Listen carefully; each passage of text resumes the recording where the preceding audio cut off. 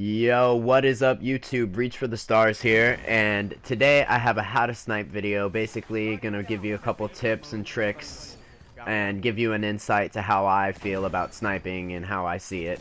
So let's get right into it. Number 1, traffic lanes. Number 2, red lights and green lights. Number 3, reading your opponent.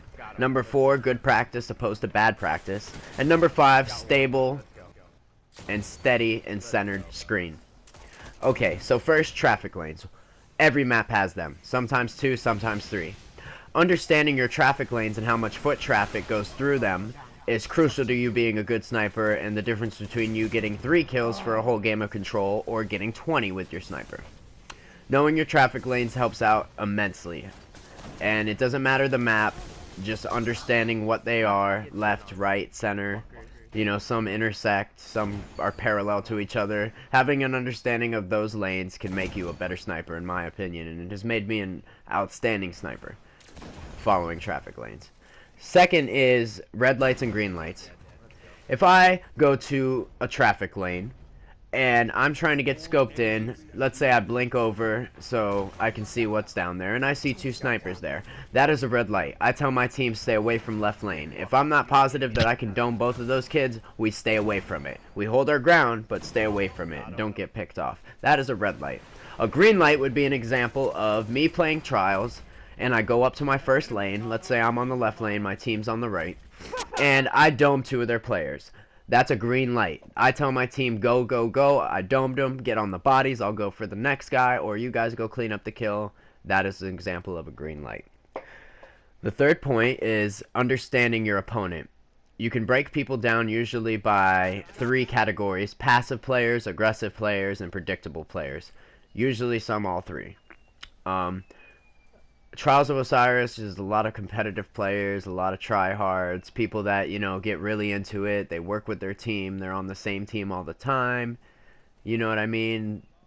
That can really stack up against you, even though you know deep down you're like, damn, I should be getting these kills. I'm way better than these kids. They're awful. They're missing shots. And yet I'm losing. Well, that is because you're not reading your opponent. Okay? You're being read yourself, and they're taking full-on advantage of it. So reading your opponent could be, for instance, okay, first round of trials, these kids keep getting to left traffic lane, and I keep dropping them one by one. Boom, boom, boom. They do that for up to 3 rounds, and then heavy comes. So my first reaction, having read them like a book, is I'm going to go to left lane and scope their heavy.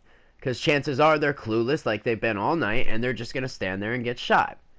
Okay, that's an example of reading your opponent. You know, they're very predictable, and you're taking advantage of that, and you understand it. Some people might not even pay attention or see it like that. Oh, just running around, shooting guns, blah, blah, blah. You don't have to be a professional to think like this. So, an aggressive opponent would probably be shotgunners, or let's say you face a sniper who has the skill level of KJ Hovey, or an understanding of sniping like KJ Hovey.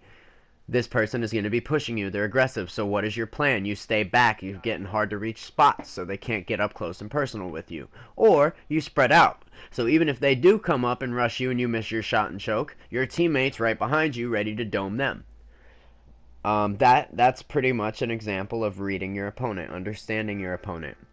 And that can tie into the traffic lanes as well as red lights and green lights. If you understand who you're playing against, it's easier to orchestrate a plan of attack. So the 4th point is good practice, and there's a difference between good practice and bad practice. Good practice is you're just messing around. Even when you're messing around, you think like this. Okay, what are the lanes on this map? I know Rusted Lands has 3 main points: the center, the left, and the right, and then tunnels. So I've been seeing kids go in center all night, so maybe I'm going to go in tunnel and get a fucking diagonal view and try and get some kills, and you end up doming them. Okay, that's an example of good practice. You apply what you're trying to learn to your gameplay. It's not going to happen overnight, and it's not going to make you a pro just like that. But having an understanding of what I'm talking about will help you immensely. So, yeah, that's good practice. You don't want to have bad practice. There is such thing as bad practice, and that's when you do bad habits and do things not, you know, not thinking about it twice. You just do what's natural. Let's say you keep going to left lane and you keep getting sniped and you're getting mad like, alright, I'm going to get a shot this time. Well, you just need to take a deep breath and understand that you're on a clogged or congested lane. You are getting sniped. pick a different route. You know, turn the tides. Don't be predictable. Alright, and the fifth and final point right here is stability. Being comfortable with your sensitivity is so crucial. I can't even explain it. It is detrimental to your skill as a sniper. Okay? So, having good stability and having, you know, your sights and your sensitivity where you want it is really, really, really key for sniping. Some people play on a high sensitivity, some people play on a low sensitivity. It's all about preference. What are you comfortable with? Me personally, some nights I play 10, some nights I play 5. And I'll hit 6 shots. You know, insane shots, jumpers, no scopes, quick scopes, blah, blah, blah, etc., etc. Being comfortable with your stability is a very important thing, and sometimes trial and error. You gotta play like 20, 30 matches with different sensitivities, different weapons, and find out what works for you. So, that's just, you know, my thoughts on it and a little guide that I apply myself to when I'm playing Destiny or Call of Duty, you know, traffic lanes, red light, green light, passive aggressive, predictable opponents and reading them, good practice and stable sights. I hope this, you know, helped you out. You know, if you enjoyed it or liked it and you want me to do some more how-to videos or just my thoughts on how I get shit done and get shit cracking, then, you know, leave a like or leave me a comment. I'll start making some more. I just really want to help some people out. It's not about being a professional and playing 24 hours a day, because I certainly don't.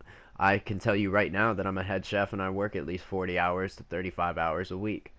So I'm not on Destiny 24/7, and even some nights I get home, I'm so tired I don't even want to play. But yeah, hopefully this video helped you out a little bit. Leave a like and subscribe, spread the word about the channel, and leave me some feedback. This is Reach for the Stars, signing off. Have a good one.